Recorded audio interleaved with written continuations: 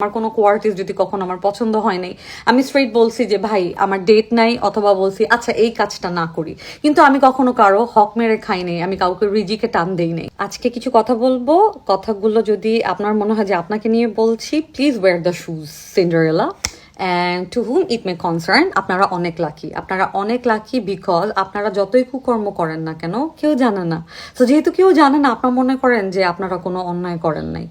এখন রিলিজিয়ানের দোহাই দিয়ে যদি বলেন, তাহলে আপনারা প্রেম করছেন, প্রেমও তো প্রহিবিটেড। আচ্ছা, আপনারা লাকিলি যে মানে পার্টনার পেয়েছেন, আপনারা বিয়ের আগে আপনারা ফিজিক্যালি আপনারা ইন্টিমেটেড হয়েছেন, সেটাও তো আসলে গুনাহ সামাজিকভাবে এবং ধার্মিকভাবে, এটা তো গুনার কাজ। কিন্তু আপনারা লাকিলি সেটা আপনারা পেয়ে গেছেন, গুড ফর ইউ গাইজ, মাশাল্লাহ, আপনারা অনেক লাকি।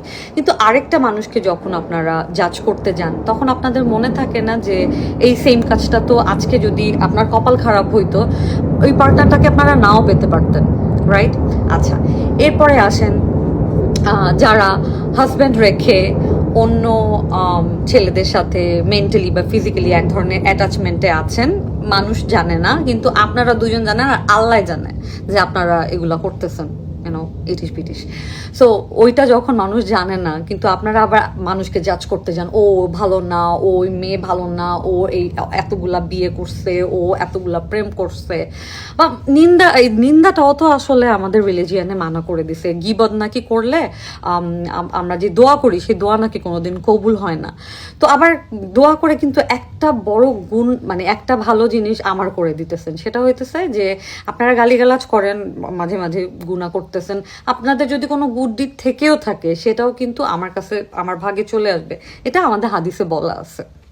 আচ্ছা, তারপরে হচ্ছে আপনারা অনেক লাকি, আপনাদের আপনারা যাই কিছু করেন না কেন, আপনারা নায়িকা না, আর যাই হোক, এত বড় গুনাহ তো আপনারা করতেই পারেন না, আপনারা নায়িকা না, কিন্তু আপনারা মদ খাইতে পারেন, আপনারা সিগারেট খাইতে পারেন, তারপরে যে কি যেন পাতা পুরায় একটা জিনিস এখানে কুল হওয়ার জন্য, ওইটা খাইতে পারেন, অন্য দুনিয়াতে চলে যেতে পারেন, কোনো প্রবলেম নাই। আপনারা আপনাদের মন পছন্দের জামা কাপড়ও পরতে পারেন, সেটাতেও কোনো প্রবলেম নেই, আপনাদের কোনো রেস্ট্রিকশন নেই, বিকজ আপনারা পাবলিক ফিগার না, এবং তখন আপনাদের কোনো দোষ না, রাইট?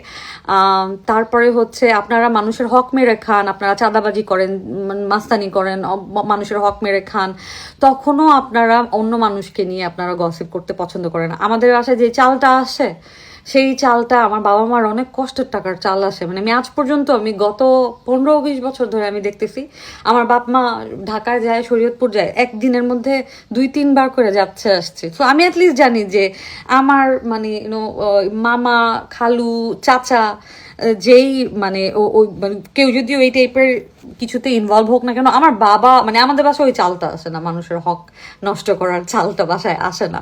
এবং সেম গোজ টু মি, আমি এরকম হয়েছে যে আমার কোনো কোয়ার্টিস যদি কখনো আমার পছন্দ হয় নাই, আমি স্ট্রেইট বলছি যে ভাই আমার ডেট নাই, অথবা বলছি আচ্ছা এই কাজটা না করি।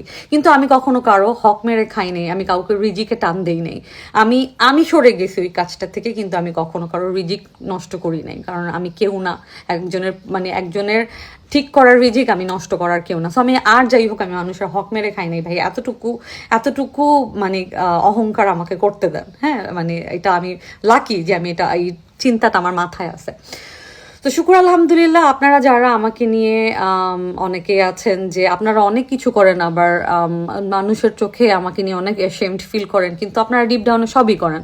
অন্য ছেলেদেরকে টেক্সট করেন জামাই রাইখা, বা অন্য মেয়েকে টেক্সট করেন বউ রাইখা, অন্য মেয়েদের সাথে অনেকে আছেন ফিজিক্যালি ইনভলভ, মানে অনেক কিছু করেন, বা অন্য ছেলের সাথে ফিজিক্যালি ইনভলভ, কিন্তু আপনাদেরটা কেউ জানে না। সো এই জন্য, বা নেশাপানি করেন, এটা জানেও, বা কিছু যায় আসে না সমাজে, আপনাদের নেশা কুল, আপনার সিগারেট খান, আপনারা যদি পাতার ওই জিনিসও খান বা এক্সট্রিম জিনিসও করেন, তাইলেও কুল। আবার আপনার জামাই যদি এগুলা খায়, হাবিজাবি নেশা পানি করে, আপনি যদি ছেড়ে দেন, তখন বলবে যে আহারে জামাইটা নেশা করতো। কিন্তু আমি যদি কোনো নেশাখোর জামাই ছেড়ে দিই, তখন বলবে কি ও তো সংসারই করতে পারে না, ও তো সংসারী মেয়েই না। মানে নো ম্যাটার আমি আমার কত রান্না করছি, আমি আমার ঘর কত গুছাইছি, কত গুছায়া, মানে পুরাপুরি আমার টাকা দিয়ে আমি আমার পুরা ঘর কত ফার্নিশড করছিলাম, এগুলো কোনো কিছুই মানে রাখে না, বুঝছেন? কিন্তু মানে আমি যেহেতু নায়িকা, এই জন্য আমার সব গুনার গুণা, আপনার কোনো গুণাই গুণা না, সো ইটস ফাইন।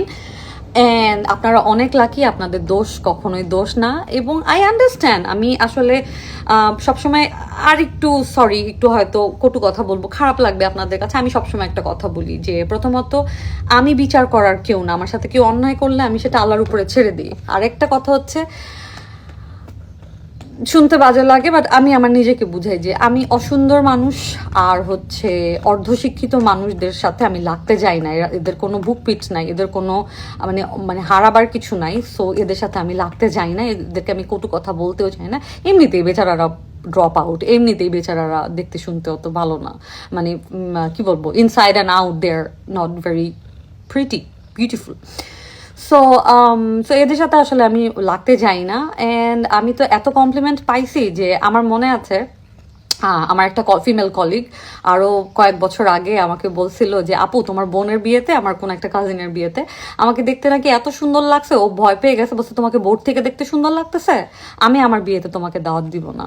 সো আমার ওই ফিমেল কলিগটা দেখতে সুন্দর, তো সে ওই কথা বলছে, so sweet of her, but সে খুবই কনসিয়াসলি বলছে কথাটা, না আপু ইম্পসিবল, বোর্ড থেকে সুন্দর লাগছে। তো আমি আসলে মানুষকে কমপ্লিমেন্ট দিতে পছন্দ করি, কারণ আমি ছোট থেকে এত বেশি কমপ্লিমেন্ট পাইছি। আই নো কমপ্লিমেন্ট পেতে কত ভালো লাগে। যেই মানুষটা তথাকথিত অত সুন্দর না বা পাইনি এত কমপ্লিমেন্ট, সেই মানুষটাকেও আমি, যার চোখ সুন্দর হইলো বলি বা চুল সুন্দর হইলো বলি, আমি অনেক স্ট্রেট, একদম ফুল স্ট্রেট, স্টিল আমি একটা সুন্দর মেয়ে দেখলে আমি বলে ফেলি যে ইউ আর সো প্রিটি, বা আমি মানে হয় না যে একটা আননোন মানুষকেও না ধাম করে বলে ফেলি যে আপনি অনেক সুন্দর দেখতে। Very straight I am, but still মানে আমি সুন্দরকে সুন্দর বলতে জানি, বিকজ আমার মধ্যে ওই ইনসিকিউরিটিটা নাই।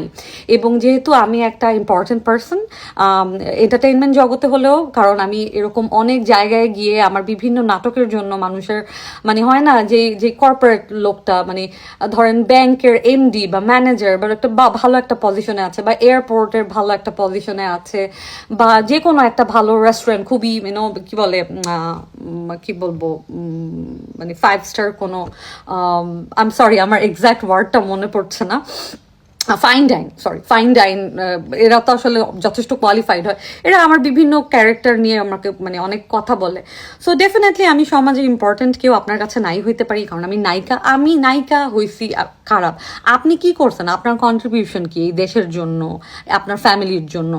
আপনি না করছেন পড়াশোনা, আপনি না করেন আর্ন, আপনি না আপনার জামাই ঠিক মতো আর্ন করে, মানে আপনি হইতেছেন আপনার আগলিনেস নিয়ে আপনি বিজি থাকেন। আমি যেমন আমার বিউটি নিয়ে, আমার বিউটিফিকেশন নিয়ে আমি মানে অনেক বিজি থাকি, এই যে যেমন রিসেন্টলি আমি বোটক্স করাইছি, যে আগের এই আমার অ্যাক্সিডেন্টের ইয়েটা একটু কম বোঝা যায় না বোটক্সের জন্য, একটু টান টান হয়েছে দেখে কম বোঝা যাচ্ছে। সো আমি আমাকে নিয়ে ব্যস্ত থাকি, কারণ আমি ইম্পর্টেন্ট। আমার ঘুম থেকে উঠলে ভাই আমি আমার অফিসে যাইতে হয়, কারণ দিন শেষে যেই টাকাটা আসে ওই টাকাটা দিয়ে আমার চলতে হয়, যে কন্টেন্ট বানাই কিছু টাকা আসে, চলতে হয়। হ্যাঁ, মানে আমি চেষ্টা করি ভালো কাজ করার, যে টাকাটা আমি আর্ন করি সেটার থেকেও কিছু একটা মানুষকে হেল্প করার চেষ্টা করি। বলা উচিত না এগুলা, বাট বলতে হচ্ছে, সরি। সো আপনারা অনেক লাকি, আপনাদের অকর্ম কুকর্ম আপনাদের জাজমেন্ট কোনো কিছুতেই প্রবলেম নাই, because you guys are nobody. Thank you very much.